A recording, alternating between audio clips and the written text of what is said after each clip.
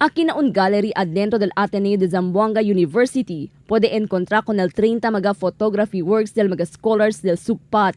Tadale mira el diferente mga letrato el sitwasyon del mga viktima de guerra kienta está na Masepla Transitory Site.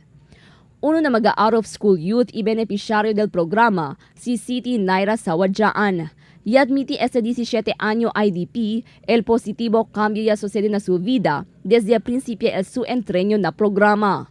Inspiración según dice a su familia y por medio del fotografía puede según él darle mira que a mediante na suceso del pasaguera ta está optimismo y alegre mga IDPs na Masepla.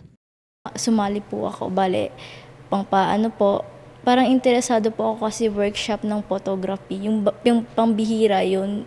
Naging IDPs lang kami, nagkaroon ng ganun workshop. Pobreza según el razón porque no hay más él puede continuar el de su estudio, pero por causa de la oportunidad de dar el SUGPAT, ya puede según él continuar en la escuela y mejorar más con su mga habilidad y talento. Tapos yung pumasok po kami ng workshop, yun na nga po, tinuruan kami kung paano gumamit ng camera, kung paano ito siya gawin para sa mga ikuhaan ng picture.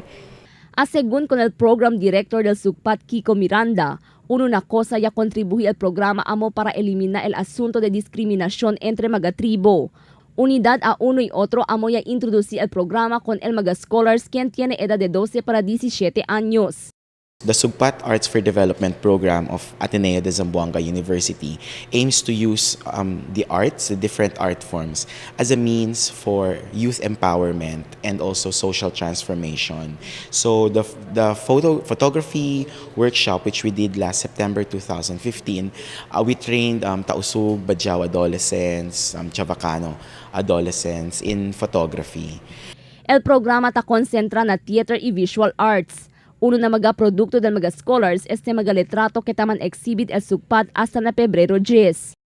So we visited Masepla and we saw na ang daming out-of-school youth sa Masepla.